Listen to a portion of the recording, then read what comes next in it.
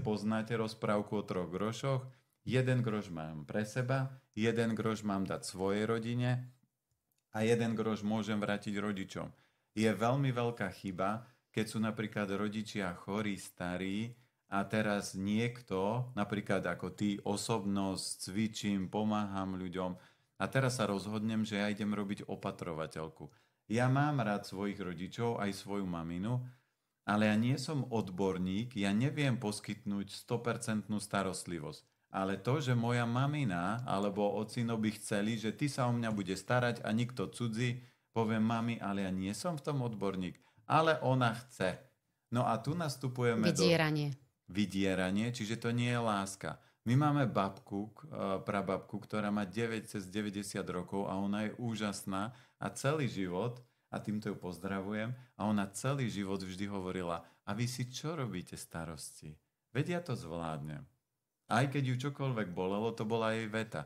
Ak máte rodičov, ktorí začnú na vás, že si moje dieťa, ja som sa ti venoval, mal by si, mala by si, tak je to opičia láska, čiže vás vydierajú a vy máte si ustať svoju úroveň a povedať, mami, prepač, ja mám svoju prácu, svoje deti, svoju rodinu a ja ti viem takto pomôcť. Viem si na týždeň, na mesiac zobrať nejaké voľno, viem ti to sprocesovať, nastaviť, ale tu bude chodiť nejaká pani opatrovateľka, keď ona povie nie, ona nikoho nechce, buď ty alebo nikto, tak potom nikto.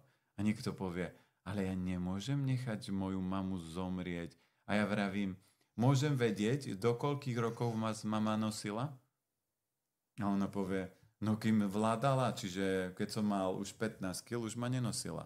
Nosila ako na rukách? Áno, na rukách. Tak. A teraz vy chcete zdvihnúť svoju mamu, ktorá má 60 alebo 70 kg a človek bezvládny je plus minus o 20% ťažší? Ako chcete, keď vaša mama vás nenosila ako 20-kilového na rukách a vy chcete teraz prenášať, robiť všetky tieto veci a ja spustu napríklad párov, ktorí prešli do tej role záchrancu, a to si tiež v jednom videu vysvetlíme, že ja musím mojej mame pomôcť. Nie, ja keď mám rád svoju maminu, išiel by som vetu, mami, prepáč, nájdem najlepšieho človeka, najlepšieho odborníka a bude to takto. A ona nie, ona to chce tak. Buď to bude tak, alebo si to zariať. Lebo to je láska, ja predsa nemôžem, keď robím to, čo robím, teraz zvyšok života venovať svojej mamine a ja nemôžem za jej, a teraz sa bavíme z takej tej vyššej úrovne, čiže z vysokej školy, ja nemôžem... Lebo mnoho ľudí, je to veľmi citlivá téma a mnoho ľudí to môže nesprávne pochopiť. Ale áno, viem presne, že o čom hovoríš. Veľa ľudí to stále berie, že to môže byť kruté, ale áno, je to otázka energetická, je to otázka energetiky. A hlavne poslania tej duše, že my sme sa nenarodili, aby sme išli zachrániť svojich rodičov. Že nikto neprišiel na svet, keď sa budeme baviť o pyramíde vzťahovej. My sme neprišli žiť tento svet. Hlavne, hlavne my nepotrebujeme hasiť niečo, čo sme sami nespôsobili. Tak. A my sme tu neprišli preto, aby sme našli si pána dokonalého a boli šťastní.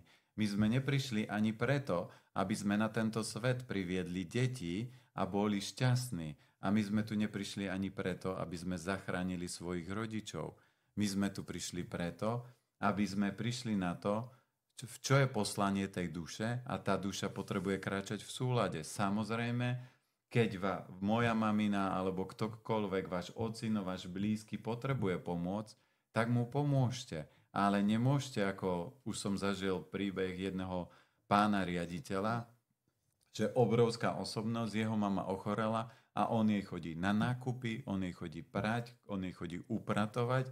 Viete, ale on je riaditeľ, mal by to zmanéžovať, nastaviť a to, že mamina nikoho nechce, tak väčšinou to, čo si musíme uvedomiť, že ľudia vo vyššom veku sú ako malé deti.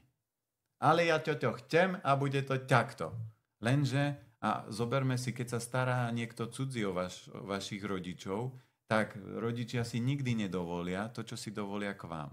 A ja hovorím, ak máte maminu, ktorá je milúčka a cítite sa od nej, keď prídete, žiarite, ste naplnení energiou a máte čas sa realizovať vo svojom poslaní a venovať svojej rodine, tak kľudne dávajte jej groš a úplne v kľude. Ale nemôžete svoj groš, ktorý máte venovať sebe, dávať mame. Krátkodobo hovorím týždeň, mesiac. A to je metafora. A to je metafora. A to je metafora, áno. No a kto to robí, ja hovorím, ja som zatiaľ ešte nestretol ľudí, ktorí toto urobili, že prešli a že dali výpoveď a začali robiť opatrovateľku, že by potom o tých pár rokov tí ľudia boli vitálni, zdraví, nie. Lebo to nie je zase poslanie tej duše. Tá žena nie je odborník a ja ženám hovorím, viete opraviť auto? Predstavte si, že ja som automechanik a vám poviem, pokazilo sa mi auto, choďte sa mi o neho postarať a opraviť. Ten človek by bol v obrovskom strese a to isté je, keď sa staráte o svojich rodičov a nemáte odbornosť. Keď ja už by som chcel byť odborník, tak si urobím opatrovateľský kurz, poviem si, je pre mňa dôležitá moja mamina, tak sa o ňu postaram, ale viem, že to mám zabezpečené, viem, že ma to nestrácam energiu, neprídem domov a manžel sa spýta, alebo manželka, ako mamina, super, boli sme na prechádzke také a on, hrozné, vieš čo, ja som taký unavený, taký vyčerpaný. A teraz vy chodíte a uzavriem to jednoducho. Ak ja nemám na to odbornosť ani vitalitu, tak je to ako keď pokazené auto ťahá pokazené auto. To znamená otázka času, kedy pri ceste budú stať 2 pokazané auta. To znamená, my všetci zomierame, je otázka času, kedy zomrieme a ako zomrieme, ale my nemáme zachraňovať ľudí, lebo to je rola záchrancu. My máme byť tí, ktorí stojíme pri tých ľuďoch. Takže ak máte dobre rozdelené 3 groše, robte, čo cítite. Venujte sa čomukoľvek, ale myslite na to, že Matrix vždy hľadá spôsoby, ako zablokuje vašu dušu. Už len tým, že aká ja som dobrá dcéra, aký som dobrý syn a pozrite, čo pre maminu robím. Lenže váš rodič môže zomierať 10-15 rokov, vy prídete o 10-15 rokov života, ten rodič aj tak zomrie. Spýtam sa toho človeka, kde ste sa posunuli za tých 10-15 rokov, väčšinou nikde, skôr smerom dole. No tak to nebol dobrý posun. Prišli ste o svoju energiu. A kde sa posunul po prípade ten rodič? Áno. Lebo aj to je dôležité, že možno niekedy investovanie našej energie ako obeta môže fungovať, lebo niektorí to môžu mať ako zmysel života. Určite.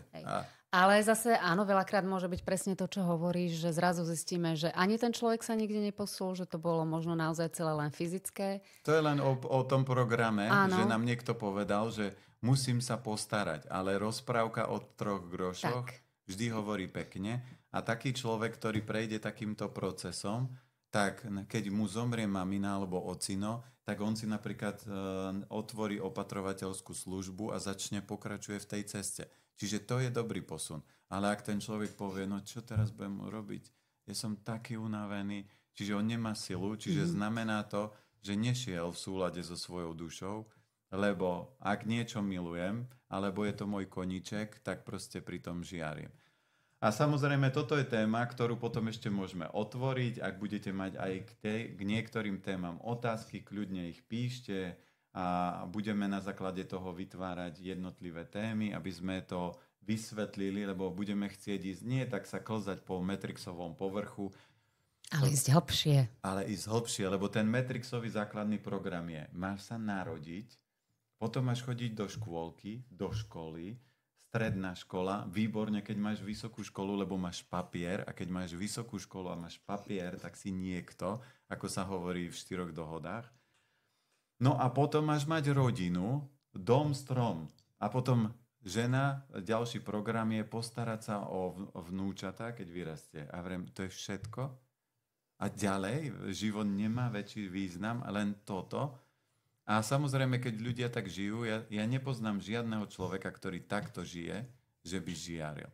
Ak poznáte, kľudne ho môžeme pozvať, urobíme s ním rozhovor, aký je jeho život úžasný a naplňujúci.